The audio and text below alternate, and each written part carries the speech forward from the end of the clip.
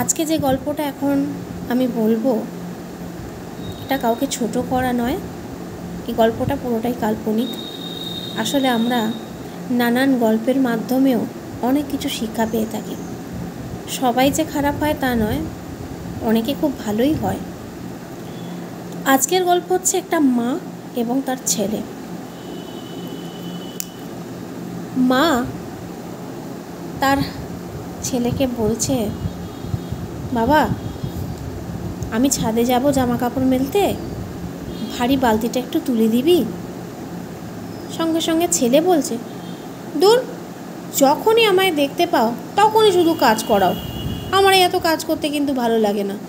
দেখছো তো, এই এসে একটু বসলাম। আবার মা হেসে বলছে, তুই তো একটু মোবাইলই দেখছিস, একটু বালতিটা তুলে দিয়ে আয় না। ছেলে, না না, ওইসব কাজটা তো আমি করতে পারবো না, ও যা করার তোমরাই করো, আমি এখন পারছি না। এবার মা ছাদে জামা কাপড় মেলে এসে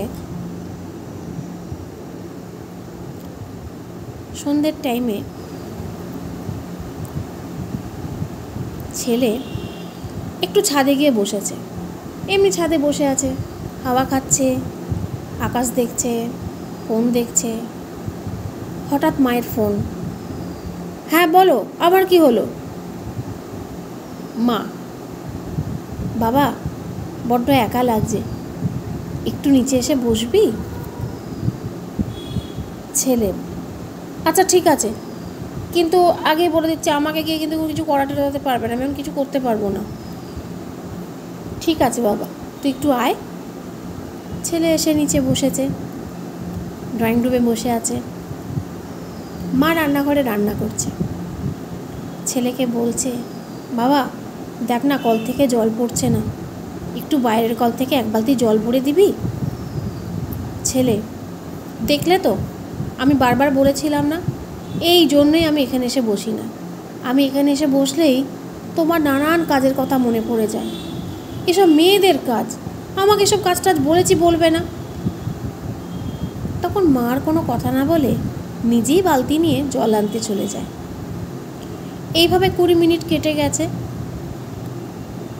ছেলেটা হঠাৎ খেয়াল করেছে কল থেকে টপ টপ করে জল পড়ছে, আর জলটা যেন উঠোন থেকে ঘর অবধি জল ভেসে আসছে। তখন ছেলেটা আবার উঠে বলছে, তোমরা না একটু জল ভরতে গিয়ে এত জল ছড়াও, কিছুই কি পারো না?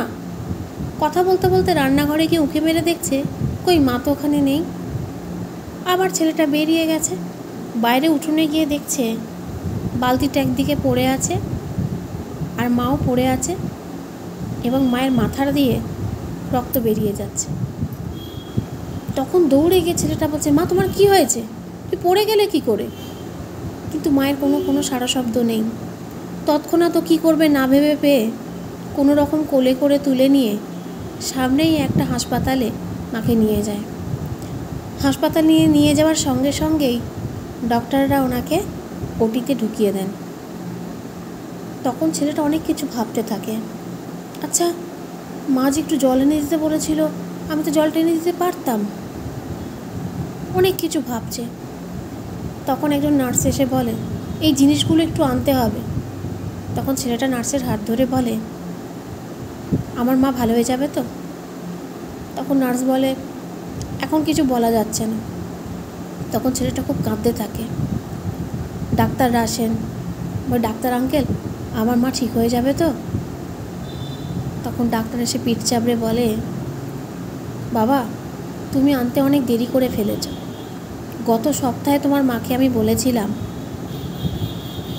আপনি কোনো ভারী কাজ কিছু করবেন না, আপনার ভারী কাজ করা নিষেধ, কিন্তু উনি দেখুন কোনো কথাই শোনেননি। তখন ছেলেটার ওর সমস্ত কথা মনে পড়ছে। এক বালতি জামা কাপড় ছাদে দিয়ে আসবি বাবা, একটু জল এনে দিবি? তারপরে হঠাৎ দেখছে একটা নিথর শরীর, সাদা কাপড়ে ঢাকা। সামনে গিয়ে বুঝতেই পেরেছে। তখন ছেলেটা কেঁদে বলছে, মা আমি তোমার সব কাজ করে দেবো, আমি তোমাকে যে সময়টা দিতাম না, আমি তোমাকে এখন অনেক সময় দেব, তোমাকে আমি অনেক কিছু শিখিয়ে দেবো। তুমি শুধু কথা বলো। দেখো, তুমি কি চাও আমি কষ্ট পাই? একবার ওঠো না মা, একবার চোখটা খোলো না। আর নিজের মনে বলছে, সত্যি তো, এই মায়া জড়ানো মুখটা কোনোদিন আমি সেইভাবে তাকিয়ে তো দেখিনি। আমি সব করেছি, কিন্তু কোনোদিন আমার মায়ের কষ্টটা তো বুঝিনি। বারবার বলছে, মা তুমি একবার ওঠো, তুমি দেখো, একবার আমাকে সুযোগ দাও, আমি তোমার সব কথা শুনবো। কিন্তু যে মানুষ চলে যায়, সে মানুষ কি আর ফিরে আসে? আসে না। তো আমরা অনেক কিছুর মধ্যে থেকে অনেক কিছু শিখতে পাই। সবাই খারাপ নয়, আবার সবাই ভালো নয়। আমরা অনেক ক্ষেত্রে অনেক কিছুই ভুল করে থাকি, কিন্তু আমরা অনেক কিছুর মধ্যে অনেক কিছু শিক্ষা পেয়ে আমরা নিজেদেরকে ঠিক করতে পারি। আজকের গল্প আমার এটাই ছিল। পরের দিন আমি আবার একটা অন্য গল্প বলবো আপনাদের। ধন্যবাদ।